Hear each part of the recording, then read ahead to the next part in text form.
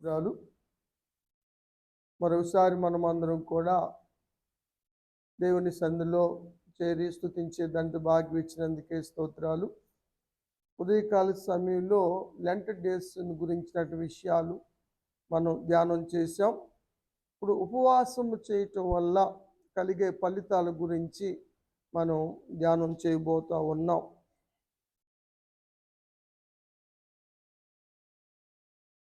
శత్రువు యుద్ధము చేయటానికి దండెత్తి వచ్చాడు. ఆ విషయం తెలిసిన యెహోషాపాతు రాజు మంత్రులతో సంప్రదించకుండా, సైన్యాన్ని గురించి ఆలోచించకుండా అతను తీసుకున్న నిర్ణయం గురించి 2వ దినవృత్తాంతములు 20వ అధ్యాయంలో మనం చూస్తాం. మొదటి వచనంలో చూస్తే వారు 3 దేశాల రాజులు సైన్యము దండెత్తి వచ్చారు.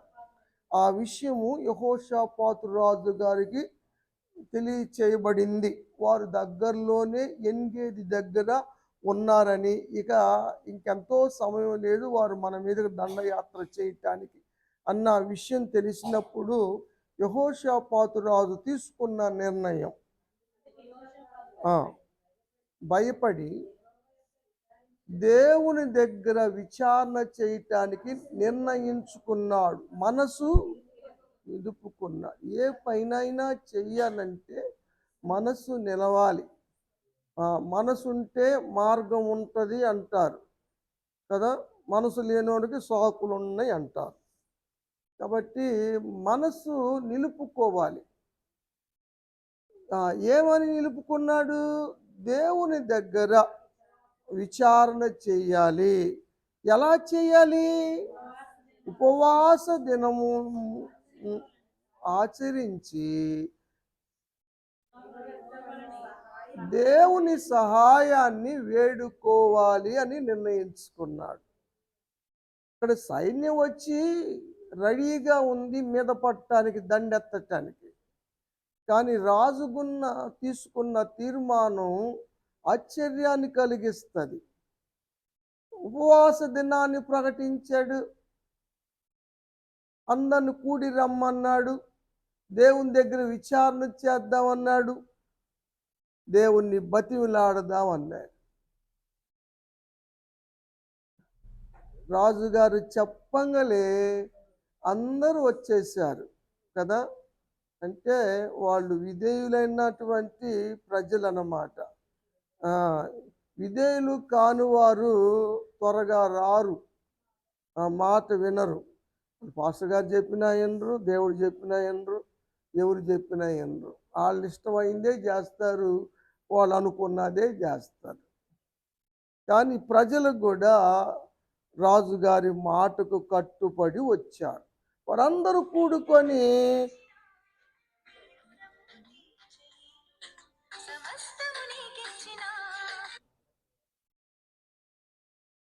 మా వాక్యం సరే వందనాలరా. సరే లావణ్య ఎక్క నువ్వు చేయరు, అది కూడా ఇక్కడ పెట్టు.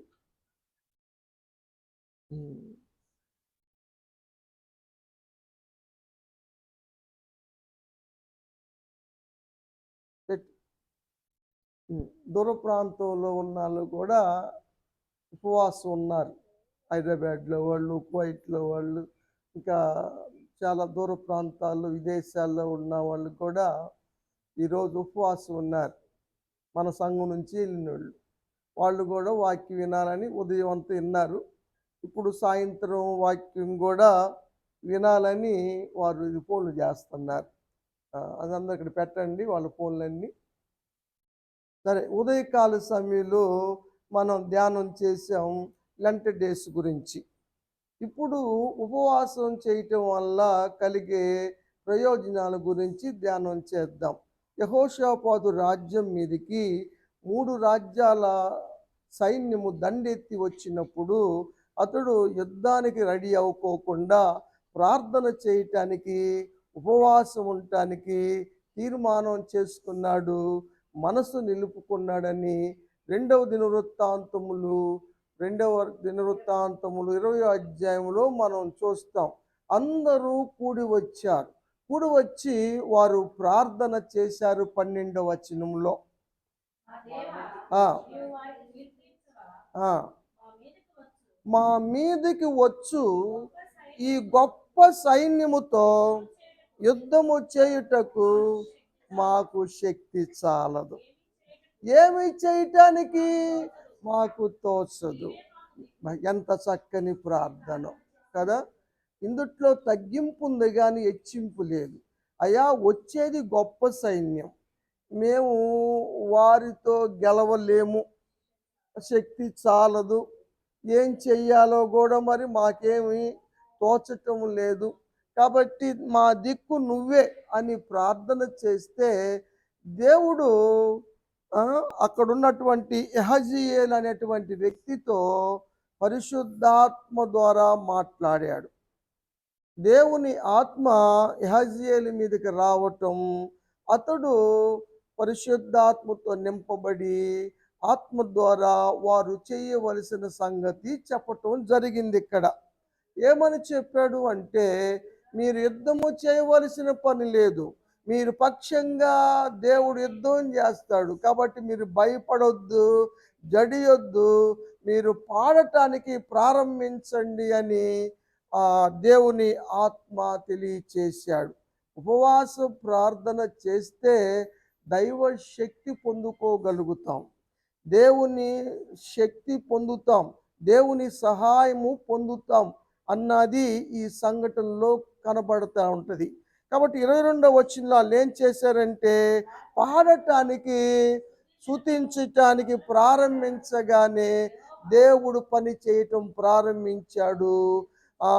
మాటుగాళ్ళు పెట్టాడు. ఆ సైన్యం అంతా కూడా 3 దేశాల సైన్యం హతమైపోయింది. దేవునికి స్తోత్రం. ఇది ఇంత గొప్ప కార్యం జరగటానికి కారణం ఉపవాస ప్రార్థనే. ఉపవాస ప్రార్థన ద్వారా ఏమి జరిగిందో ఇక్కడ చూస్తాం. 29వ వచనంలో కూడా ఒక మాట,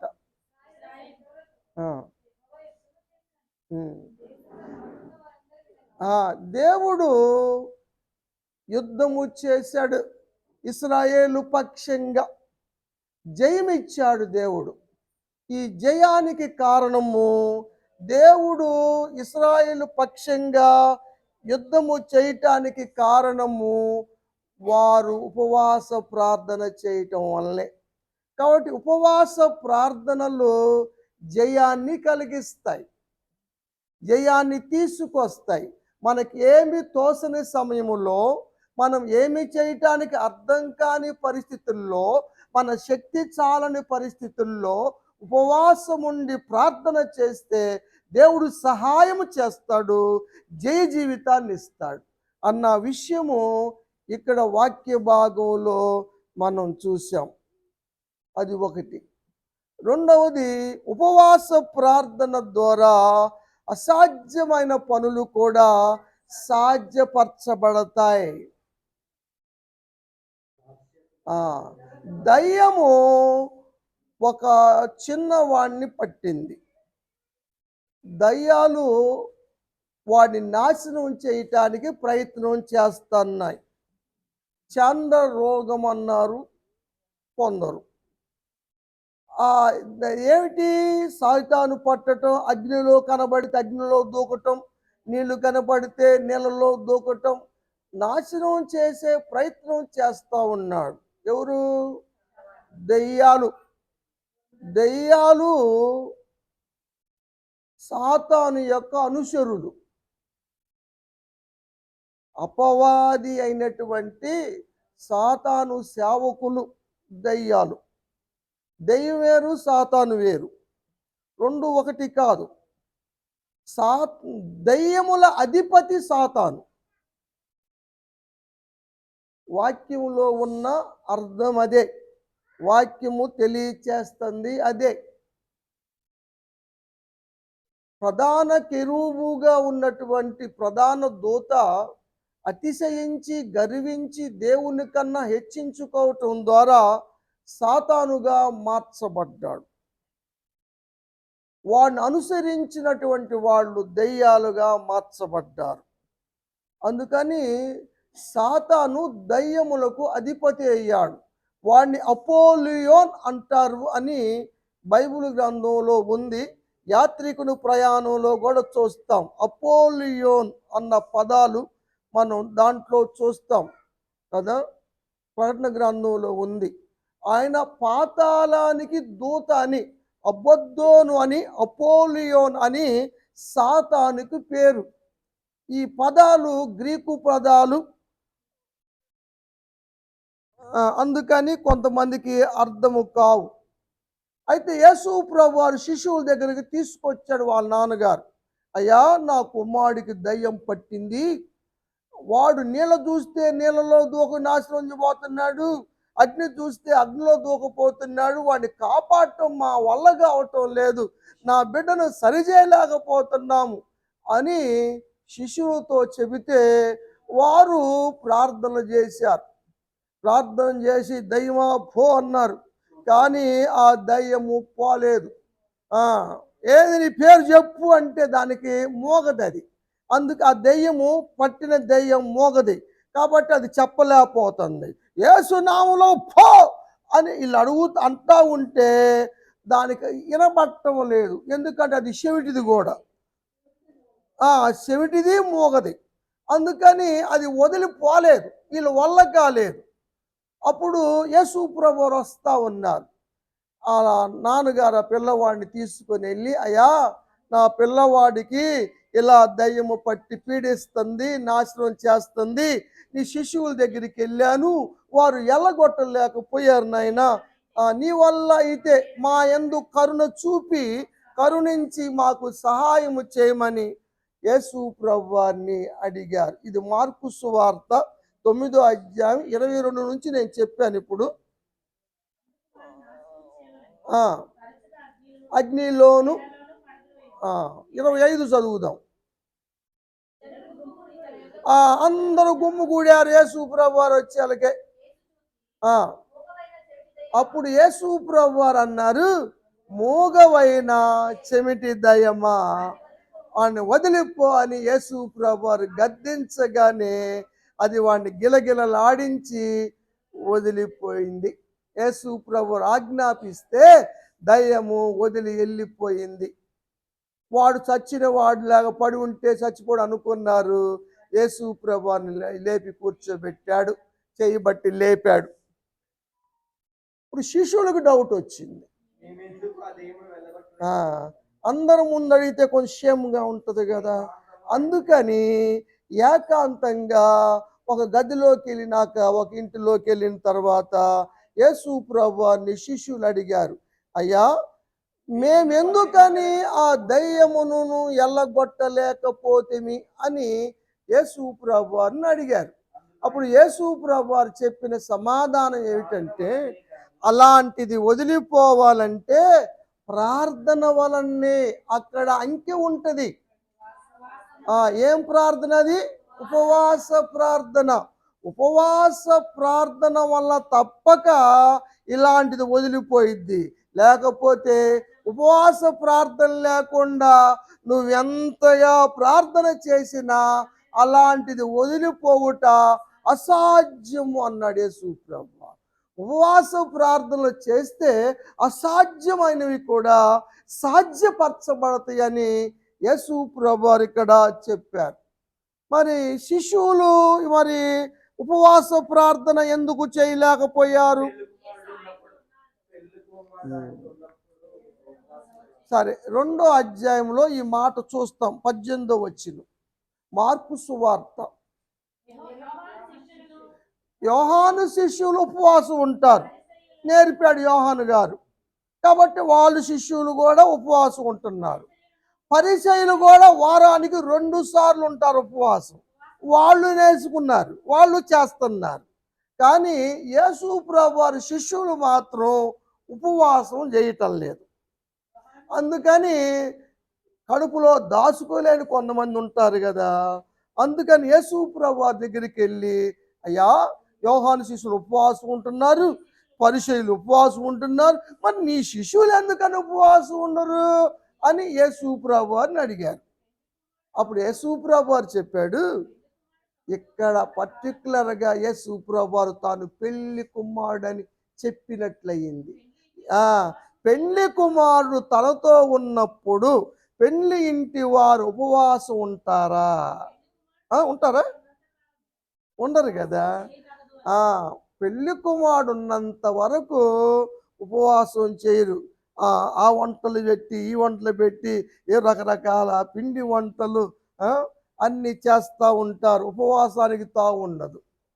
కానీ ఒక రోజు ఉంటుంది, ఒక రోజు వస్తుంది. అప్పుడు ఏం జరుగుతుంది? పెళ్లి కుమారుడు కొనిపోబడతాడు.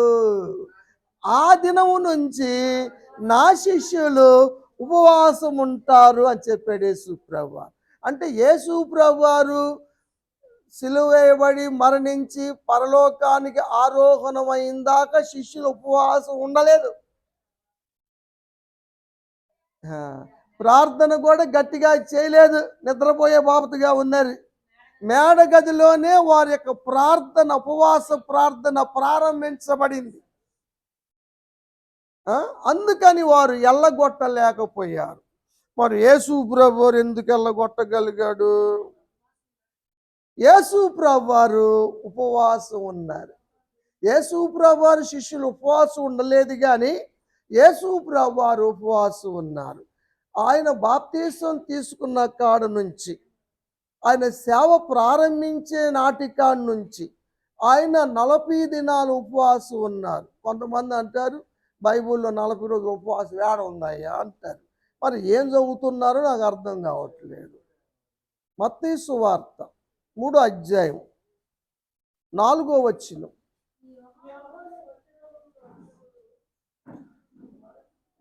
మత్తయి సువార్త 4వ అధ్యాయం 1వ వచనం. అప్పుడు అంటే ఎప్పుడు? బాప్తీసం తీసుకున్న తర్వాత అరణ్యానికి కొనిపోబడ్డాడు యేసు ప్రభువారు. అక్కడ 40 రోజులు 40 రాత్రులు ఉపవాసం, అంటే పగులు రాత్రి 40 రోజులు ఉపవాసం ఉన్నారు. ఎవరు? యేసు ప్రభువారు. ఇప్పుడు ఆకలి అవుతా ఉంది. ఎన్ని రోజులైంది? 40 రోజులైంది. ఆకలి అవుతుంది. 40 రోజులు ముట్టి ఆయన ఏమీ పుచ్చుకోలేదు. ఇప్పుడు ఆకలి అయింది. ఇలాంటి సమయంలో వాడు వచ్చాడు. ఎవడు? ఏం పేరు? అని పేరు శోధకుడు అన్నాడు మత్తయ్య గారు. లూకా గారు ఏమి రాశాడు? 4వ అధ్యాయం 4వ వచనం చదువుదామా? మొదటి నుంచి చదువు. ఇక్కడ అపవాది చేత అన్నాడు. ఆయనేమో శోధకుడు అన్నాడు మత్తయ్య గారు. లూకా గారు చెబుతున్నాడు అపవాది చేత. అక్కడ అంకె ఉంటుంది. కింద పుట్టినోట్లో అపవాది అన్న సాతాను అన్న ఒకటే. దెయ్యం అంటే కాదు. దెయ్యం అంటే అపవాది యొక్క అనుచరులు, దెయ్యాలకు అధిపతి సాతానుడు కదా. మనం చెబుతారు డాకిని, షాకిని,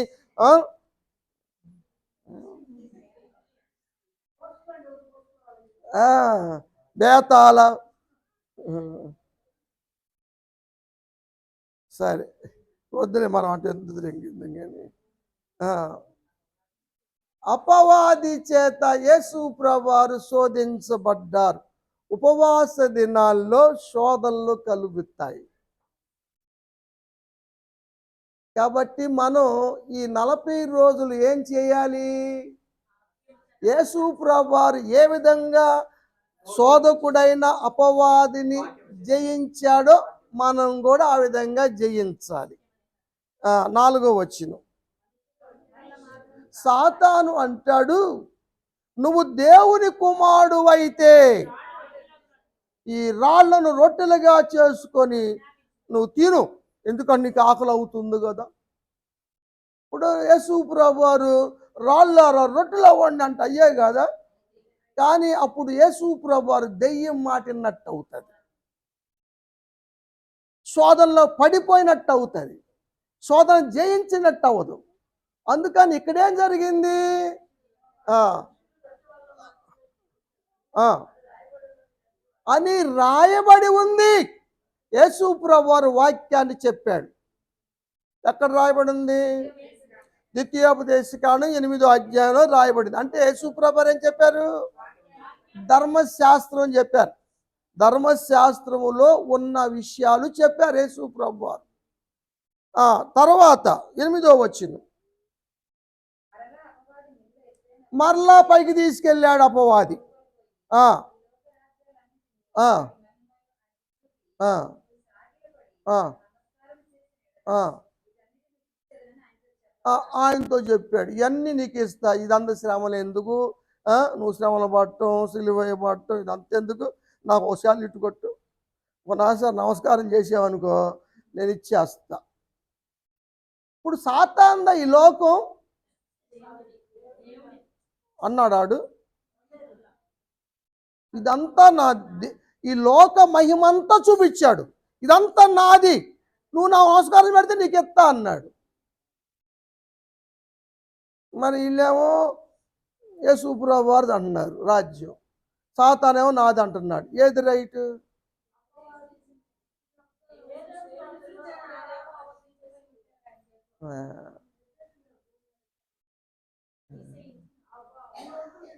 వాడు పన్నును తినమని చెప్పి ప్రోత్సహించి వాళ్ళ దగ్గర రాజ్యాన్ని దొంగిలించాడు.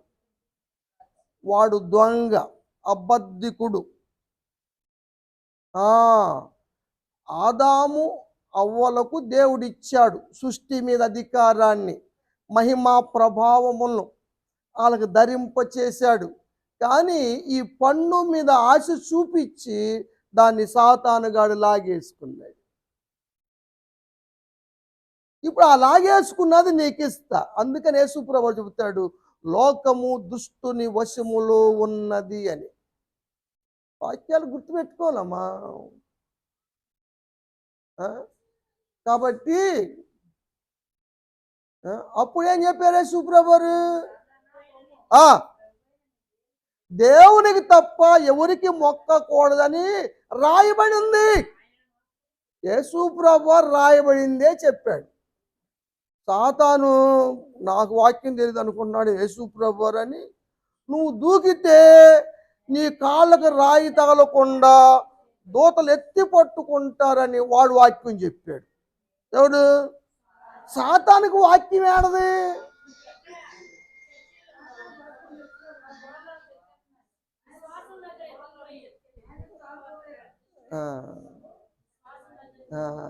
విశ్వాసుల దగ్గర తీసుకెళ్ళినంత ఆడి దగ్గరే భద్రపరచబడి ఉంది. వాడు ఆడు చూపించింది ఎక్కడిది? కీర్తనలో చూపించాడు, ధర్మశాస్త్రం చూపించలా. కీర్తన గ్రంథంలో 91 కీర్తనలో ఉన్నా చూపించాడు, 91:11 ఉన్నమాట. అది చెప్పాడు సాతాను యేసు ప్రభువారితో.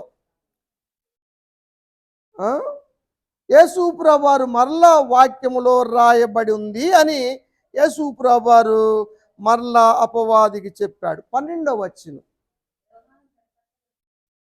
4వ అధ్యాయం లోకాసు వార్త. ఏం చెప్పబడింది తెలియదా నీకు? దేవుని శోధించకూడదు అన్న సంగతి తెలియదా అని యేసు ప్రభువారు చెప్పాడు. అది చెప్పంగానే అపవాది ప్రతి విధమైన శోధన ముగించి విడిచిపోయాడు. మీరు వాక్యము ఈ 40 రోజుల్లో నేర్చుకుంటే ఏ శోధన వచ్చినా సరే దాని నుంచి జయించగలుగుతారు వాక్యం ద్వారా. తర్వాత ఏం జరిగింది? ఆత్మబలం పొందుకున్నాడు. ఉపవాస ప్రార్థన వల్ల ఆత్మబలం పొందుకుంటాం. ఉపవాస ప్రార్థన చేసేవాళ్ళు శరీర బలం కాదు పొందుకునేది, ఆత్మబలం. 3 పూట్ల 3 పొద్దుల తిన్నవాళ్ళు శరీర బలం పొందుకుంటారు. ఆహారం తినకుండా ఉపవాసం ఉన్నవాళ్ళు శరీర బలం పొందుకుంటారు. ఇప్పుడు యేసు ప్రభువారు శరీర బలం పొందాడా? ఆత్మబలం పొందాడా? ఆత్మబలం పొందాడు. కాబట్టి ఆత్మబలం పొందాలి ఈ 40 రోజుల్లో. ఆ, మనం అందరం కూడా ఇది ఆచారంగా ఉండే ఉపవాసం కాదు. మీకు ఉదయం చెప్పా, ఆత్మీయంగా ఉండేటట్టయితేనే ఉండండి. దేవునికి దగ్గరగా ఉండటమే ఉపవాసం కదా. ఆ, కాబట్టి ఉపవాస రోజుల్లో మన శరీరము నిరసించిన ఆత్మ బలపరచబడతా ఉంటుందని ఆ విషయాలు తెలుస్తాయి. అందుకని అపోస్తుడైన పౌలు కొరింథీ సంఘానికి రాస్తూ ఒక మాట చెప్తాడు. 4వ అధ్యాయం 2వ కొరింథీ పత్రిక 16వ వచనం. మాకు అధైర్యం లేదు ఉపవాసాలు చేయటానికి. ఎన్ని ఉపవాసాలు చేసాము. ఆ ఉపవాసాల్లో ఏం జరుగుతుంది? బాహ్య పురుషుడు అంటే శరీరం కనపడేది, బాహ్యము అంటే కనపడేది. ఈ కనపడే శరీరము నీరసం వస్తుంది, కళ్ళు లోనకు పోతవి, మాట రాదు. పై కనపడేవి ఏమవుతాయి? పుషిస్తాయి, నీరసిస్తాయి. కానీ లోపల ఉన్నాడు ఒకడు, అంతర్పురుషుడు, అతడి పేరు. అంటే ఎవరు? ఆత్మ. బాహ్య పురుషుడు అంటే శరీరము, ఆత్మ పురుషుడు అంటే ఆత్మ. శరీరము ఉపవాసం ద్వారా నీరసిల్లిపోయినా లోపలున్న ఆత్మ దినదినము నూతనపరచబడి బలపరచబడుతుంది, ఆత్మ బలం పొందుకుంటుంది. ఈ ఆత్మ బలముతోనే సైతాన్ని మనం జయించగలం. ఈ 40 దినాల్లో మీరు ఆత్మబలం పొందాలి, ఆత్మీయంగా ఎదగాలి. అందుకే ఉపవాసం. మరి తెల్ల సొక్కాయలు అవసరం లేదు మనకి, బులుగు దండలు అక్కర్లేదు. ఏమ్మా, ఆలు లేక అన్యులు చేసినట్టు 40 రోజులు చెప్పులు లేకుండా తిరగాల్సిన పని లేదు. దేవుడు మార్చుకోమంది హృదయాన్ని. కానీ నేను చెప్పాను కదా, అది గడుక్కుంటారు, ఇది గడుక్కుంటారు, కడగాల్సింది గడగరాని. హృదయాన్ని గడగమని అమ్మ. కాబట్టి వీరుడు, సూర్యుడు, ఫిలిస్తీన్ల యోధుడు గొలియాతు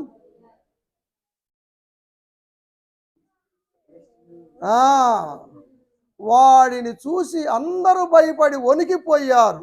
రాజైన సౌలు గారు, యువరాజు అయినటువంటి యోనాతాను గారు, లక్షల సైన్యము కూడా బెదిరిపోయారు. ఎత్తంతులు భలే కొలిసేవరా నువ్వు. సరే,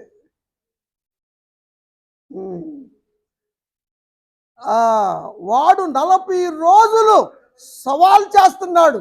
బస్తీ మీద సవాల్ అన్నట్టుగా, రే ఇశ్రాయేలులారా, ఎవడైనా సరే నా మీద గెలిస్తే రాజ్యాన్ని వదులుకుంటాం అని వాడు 40 రోజులు సవాలు చేశాడు. అందరి మనసులు కుంగిపోయినాయి. బొడ్డోడు దావీదు వచ్చాడు. అన్నల యోగక్షేమాలు కనుక్కొని రారంటే జున్నుగడ్డలు అవి తీసుకొని వచ్చాడు. వచ్చి ఏంటి ఇక్కడ జరుగుతుందంటే వీడికి, అరే వాడు సున్నత లేనోడు, వాడిని చూసి భయపడుతుంటారా అని వాడు అన్నాడు. మీరు మనసు ఎవరు కుంగొద్దు, నేను వాడితో యుద్ధం చేస్తాను అన్నాడు. ఈ మాటలిని సౌలు దగ్గరికి తీసుకెళ్ళారు. ఒరే, ఏమనుకున్నారు నువ్వు? వాడు యుద్ధంలో ఆరితేళ్ళోడు, బాల్యం నుంచి నీ బలం సాల్దరా అన్నాడు. కానీ దావీదుకే ఉందో తెలుసా? శరీర బలం లేదు, కానీ ఆత్మ బలం ఉంది.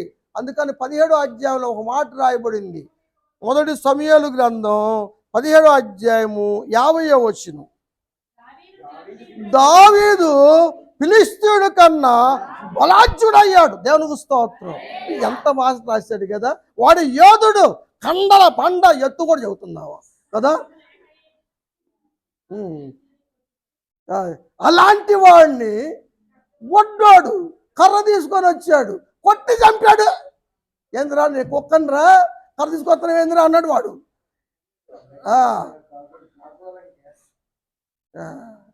కాబట్టి శరీర బలం గొప్పదా, ఆత్మబలం గొప్పదా ప్రియులరా? ఎట్టొస్తుంది అంటారు? ఉండండి, కావాలనుకున్న వాళ్ళు ఏమా ఉండటం మంచిది. అసలు మీ నిర్ణయాలు కాదను. కొంతమంది బసవ బుధవారం ఉంటారు, కొంతమంది గుడ్ ఫ్రైడే రోజు ఉంటారు. హోలీ వీక్ అని వస్తుంది, పరిశుద్ధ వారం అని, ఆ వారంలో ఉంటామని అనుకునే వాళ్ళు కొంతమంది. ఏదైనా దేవునికి దగ్గరగా ఉండండి. మేము ఉపవాసం ఉండడం లేదు కాబట్టి ఉపవాస ప్రార్థనకి ఎందుకులే అనుకోవద్దు. ఏమ్మా, అంటే దగ్గరగా ఉపవాసం, దేవునికి దగ్గరగా గడిపేదాన్ని ఉపవాసం అంటారు. మెక్కేదాన్ని మానేసేదాన్ని అని కాదు. సరే సరే, మనం దేనికైతే భయపడ్డామో దానినే ఎరగొట్టించాడు దేవుడు, దాన్నే తొలగించాడు దేవుడు. నువ్వు దేనికి భయపడుతున్నావో, దేని గురించి నువ్వు అధైర్యపడుతున్నావో, దేని విషయంలో కుంగిపోతున్నావో దాని విషయంలోనికి జయమిచ్చులాగన ఉపవాసం ఉంది. అది ఉపవాస ప్రార్థనకే సాధ్యం అన్న సత్యము ఇక్కడ కనబడతా ఉంది. యూదులకు సింహ స్వప్నమైపోయాడు ఆమానుగాడు. వాడు ఆ దేశానికి 107 సంస్థానాల మీద ప్రధానమంత్రిగా చేస్తున్నాడు. ఏందయ్యా ఇలకాలగా పగ అంటే నమస్కారం పెట్టలేదంట. నిజం. ముద్దుకాయ గేట్ కీపరు, గేట్ కాడ ఉండేవాడు. తలుపు తీసేటప్పుడు ప్రధానమంత్రి వస్తే తలుపు తీస్తాడు కదా, చల్లిటి చేయాలి కదా, చేయడు. ఏమయ్యా నువ్వు చేయమంటే, నేను యూదున్నా, దేవుడిని నమ్ముకున్నావాడిని, నేను దేవుడిని నమ్ముకున్నావాడిని, ఇంకోటి తప్ప నేను దేవుడు తప్ప ఇంకెవరికి నేను చేయను అన్నాడు. అందుకని అసలు ఈ బ్యాచ్ ఉండకూడదని యూదులందరినీ కూడా నశింపచేయాలని, వాళ్ళు 12 నెల అయింది, యూదుల మాసాల్లో 12 నెల, ఆదారు నెల 13వ తారీఖున అందరూ యూదులందరూ నశింపచేయాలని రాజుగారి ఉంగరము చేత ముద్రించి తాకీదు రాశాడు. అది మాదియా పార్శిక రాజ్యాల చట్టం కాబట్టి ఏ మానవుడు మార్చజాలడు. అప్పుడు 4వ అధ్యాయం 3వ వచనం ఎస్తేరు గ్రంథంలో ఆజ్ఞ విడుదలవ్వంగానే యూదులందరూ కూడా ఉపవాసం ఉన్నారు. దేవునికి స్తోత్రం. వారి మీదకి వచ్చిన గొప్ప అపాయాన్ని, మరణాన్ని, శోధన్ని జయించటానికి వాళ్ళు ఎన్నుకున్న సాధనం ఉపవాసం. ఉపవాసాన్ని ఎన్నుకొని వారు ఉపవాసం ఉన్నారు. మొర్దెకై ఎస్తేరుకి కూడా వర్తమానం పంపితే ఎస్తేరు అంటది 16వ వచనములో, నేనును నా పనికత్తెలను కూడా ఉపవాసం ఉంటాం, ప్రార్థన చేయండి అన్నారు. ప్రార్థన చేస్తే మార్చజాలని శాసనం మార్చబడింది. దేవునికి స్తోత్రం. ఏమ్మా,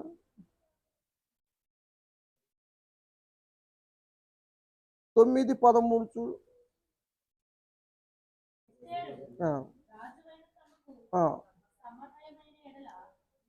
దీనికన్నా 7:10 చదువు, ముందు తర్వాత చదువుదాం. హామాను మొర్దెకై కోసం ఒక ఉరి కొయ్య తయారు చేయించాడు. దాని మీదనే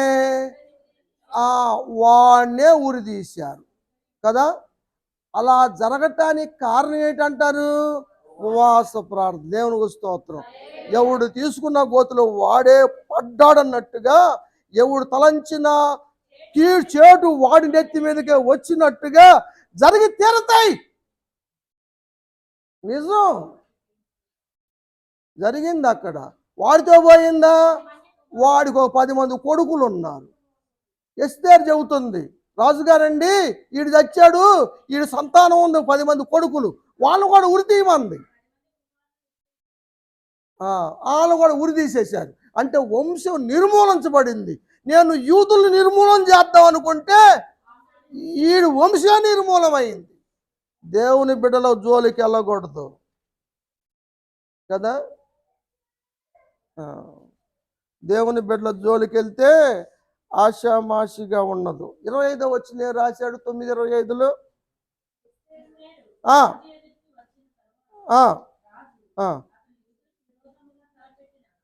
యూదులకు విరోధముగా తలపెట్టిన చెడు యోచన వాడి నెత్తి మీదకి వచ్చింది. దేవునికి స్తోత్రం. మన మీద ఎవడైనా చెడు తలంపు చేస్తే, మనం కానీ వాడిని తిట్టుకోకుండా ఏమనుకోకుండా ఉపవాసుని ప్రార్థన చేస్తే వాడి పని మటాష్, ఇక అయిపోయినట్టు, వాడి చాప్టర్ క్లోజ్. అది చేయండిరా. పగ తీర్చుకోవటం మన వంతు కాదు. ఆ, దేవుడు చూసుకుంటాడు. మనం చేయాల్సింది ప్రార్థనే. యూదులందరూ ఏం చేశారు? కత్తులు కటారు తీసుకెళ్ళారా? ఆ, ఉపవాస ప్రార్థన చేశారు. 21వ వచనం. బాధలు పోయినాయి, నెమ్మది కలిగింది, దుఃఖం పోయింది, సంతోషం వచ్చింది, శుభదినాలు వచ్చినాయి, పండగలు చేసుకుంటున్నారు, విందులు చేసుకుంటున్నారు. బంగాళదుంపల కూర కాదు, పూరీము, ఈ పూరీలు బహుమతులు ఇచ్చుకుంటున్నారు. కారణం ఏంటి? ఇది జరగటానికి మెయిన్ ఉపవాస ప్రార్థన. కాబట్టి మన జీవితంలో శత్రువు జయించడానికి కావలసిన శక్తినిచ్చేది, మన మీద కుట్రలు పన్నే వారి నెత్తి మీదకే, వాళ్ళు పన్నిన కుట్రలు వాళ్ళ నెత్తి మీదే పడేలా చేసేది చేద్దాం ఉపవాస ప్రార్థన. ఏమా, ఉపవాస ప్రార్థనకి అంత శక్తి ఉంది. అందుకనే శాశ్వతమైన ఆశీర్వాదము పొందటానికి కూడా ఉపవాస ప్రార్థనలు పనిచేస్తాయి. మొర్దెకై గేట్ కీపరు ఉపవాసం ద్వారా ఆ దేశానికి ప్రధానమంత్రి అయ్యాడు. దేవునికి స్తోత్రం. స్థితిగతులను మార్చగలిగిన శక్తి ప్రార్థనకే ఉంది. దేవుని బిడ్డల్ని హింసించి, హాని చేసి, ఈడ్చి, ఇబ్బందుల పాలు చేసి, ఇంకా తాకిది తీసుకొని గుర్రం ఎక్కి దమస్కు పరిగెడతా ఉన్నాడు సౌలు. అలాంటి వాడు బిల్లబీటుగా పడ్డాడు దేవుని దర్శనానికి. వాడు పోయి ఎన్ని రోజులు ఉపవాసం ఉన్నాడు? 3 రోజులు ఉన్నాడు. 9 అపోస్తుల కార్యములు. అన్నపానం లేక పడి ఉన్నాడు. ఆ ఉపవాసం, వాడు చేసిన ఉపవాసం సౌలుని పౌలుగా మార్చింది. దేవునికి స్తోత్రం. కళ్ళు వచ్చినాయి, కళ్ళు తెరవబడ్డాయి, పొరలు రాలుతాయి. ఉపవాస ప్రార్థనకి అంత శక్తి ఉంది. హింసించేవాడు దేవుని పాత్రగా మార్చబడ్డాడు. క్రీస్తుకు విరోధులుగా ఉన్నవారు మార్చబడాలంటే ప్రార్థనే. మా వాళ్ళు మారలేదు అనొద్దు. ఉపవాస దినాల్లో వాళ్ళ కోసం ప్రత్యేకంగా ప్రార్థన చేయండి, మారుతారు. సౌలు కన్నా గొప్పవాళ్ళు అంత మూర్ఖుల? పెద్ద మూర్ఖుడు, దూషకుడు, హానికరుడు, హింసకుడు, సామాన్యుడు కాదు. వాళ్ళనే మారితే దేవుని కోసం ఏమ్మా అట్ట మారిన వాళ్ళే, బైబుల్ చించిన వాళ్ళు. సాధు సింగ్ గారేం తక్కువ, భక్త్ సింగ్ గారేం తక్కువ? వీళ్ళందరూ మిషనరీలు ఎవరు తక్కువ అంటారు? వీళ్ళందరూ ఒకప్పుడు వ్యతిరేకంగా ఉన్న వాళ్ళే, బైబుల్ కాల్ చేసిన వాళ్ళే, తొక్కిన వాళ్ళే. ఇప్పుడు గుండెలకు అద్దుకొని నడుస్తున్నారు.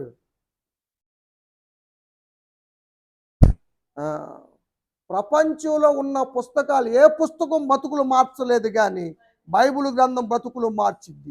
తాగుబోతుల్ని, వ్యభిచారులు, తిరుగుబోతుల్ని, ఎవరినైనా సరే మార్చగల శక్తి బైబిల్కు ఉంది. అట్ట మారిన వాళ్ళమే మనం అందరం కూడా.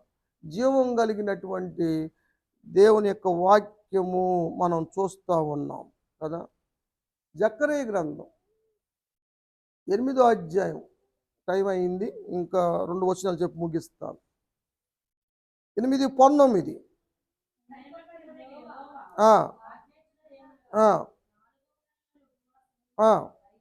19వ వచనమేనమ్మా. మీరు ఏ నెలలో చేసిన ఉపవాసాలు మీ యోధా ఇంటి వారికి సంతోషము, ఉత్సాహము పుట్టించు. మనోహరమైన పండుగగా మార్చబడతాయి. పండగ వాతావరణం తీసుకొస్తుంది మీ కుటుంబంలో, మీ ఇంట్లో. ఉపవాస ప్రార్థన చేయండి. నేను చెప్పిన మాట కాదు, జకరియా గారి ద్వారా చెప్పాడు దేవుడు. అంత శక్తి ఉపవాస ప్రార్థనకు ఉంది. అందుకనే కొంచెం నీరసాలు వచ్చినా అది ఓర్చుకొని ప్రార్థన చేయండి. ఉండలేనోళ్ళు కనీసం దేవుని సన్నిధికి రండి. ఒక పక్క యెరూషలేము ప్రాకారాలు కాల్చబడ్డాయి. ఆ సంగతి ఎన్నటువంటి నెహెమ్యా ఏడ్చేసాడు. ఆ, నెహెమ్యా గ్రంథం 1వ అధ్యాయం 3వ వచనం చదవమ్మా. ఆ, ఆ, ఆ, ఆ, ఆ, ఆ, ఆ, ఆ. ఉపవాసం ఉన్న నెహెమ్యా కాలిపోయిందని ఆ అది కట్టడానికి దేవుని కరుణాస్తం తోడుగా ఉంది. రాజుగారు ఏమి కావాలంటే అది ఇచ్చి పంపాడు. సెలవు కావాలంటే సెలవు ఇచ్చాడు. మానులు మొద్దులు కావాలన్నా కూడా తాకీదు రాసి ఇచ్చి పంపించాడు. మనుషులందరినీ తీసుకెళ్ళమన్నాడు. ఎవరికి మనసు ఉంటే, దేవుడి మీద దేవుడికి ప్రేమ ఉంటే, దేవుని పని చేయాలని ఇంట్రెస్ట్ ఎవడు ఉంటే వాడు రమ్మంటే అందరూ బయలుదేరి వెళ్ళారు. ఆటంకాలు వచ్చినాయి. టోబియా గాడు ఇబ్బంది కలిగించాడు. ఆ అయినా సరే కట్టటం పూర్తయింది. అప్పుడు వాళ్ళు ఏమనుకున్నారు తెలుసా? 6వ అధ్యాయం 16వ వచనం. ఈ పని మొదటి వచనం చదవం. మా శత్రువులు విన్నారు. శత్రువులు అన్ని జనాంగము విన్నప్పుడు, జరిగిన సంగతి చూసినప్పుడు అధైర్యపడి ఈ పని దేవుని వల్ల జరిగింది. దేవునికి స్తోత్రం. దేవుని వల్ల పనులు జరుగుతాయి. ఉపవాసం ఉంటే దేవుని కరుణ గల హస్తము తోడుగా ఉంటది. కట్టలేనివి కట్టగలము, జయించలేనివి జయించగలము. దేవుడు సహాయం చేస్తాడు. ఏ పనైనా సరే దేవుడు నీ పక్షంగా జరిగిస్తాడు. ఉపవాస ప్రార్థనలకు అలాంటి శక్తి ఉంది కదా. ఎన్నాళ్ళు పెరిగిన చేత నిందలు పడి అవమానాలు పడ్డ అన్న దేవుని సందుకు వచ్చి ఉదయాన్ని కుమ్మరించుకొని ఉపవాసం ఉండి ప్రార్థన చేస్తే ఆమె ఫలించింది. ఆమెకు గర్భఫలం కలిగినట్టుగా వాక్యంలో మనం చూస్తాం కదా. వాళ్ళు హృదయాన్ని కుమ్మరించారు. మిస్పా దగ్గర ఏం జరిగింది ఏమో 7:13 చదువు. సమూయేలు మొదటి గ్రంథంలో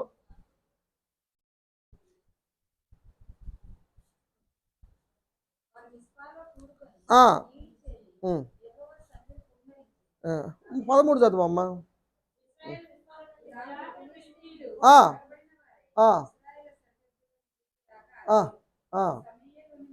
సమూయేలు ఉన్నంత కాలము ఫిలిష్తీయులకి యెహోవా హస్తం విరోధముగా ఉంది, శత్రువులకి విరోధంగా ఉంది. ఎందుకంటే వారు తరపున ఓ గొప్ప ప్రవక్త నిలబడ్డాడు. ఆయనే సమూయేలు. సమూయేలు మాట వింటే ఏమ్మా, దైవజనుడు మాట వింటే వారి పక్షంగా దైవజనుడిని నిలిస్తే ఏ శత్రువు ఏ శోధన రాకుండా, అసలు మన తలకాయ తిప్పటానికి కూడా ధైర్యం లేకుండా దేవుడు చేయగలుగుతాడు. దేవుని హస్తం విరోధంగా ఉండటం వల్ల ఫిలిష్తీయులు ఎవరు ఏమీ చేయలేకపోయారు. అలాంటి గొప్ప కార్యాలు ఉపవాసం ఉన్న వారి కుటుంబాల్లో దేవుడు జరిగించునుగాక. వసంత కుటుంబాన్ని కూడా దేవుడు దీవించి ఆశీర్వించునుగాక.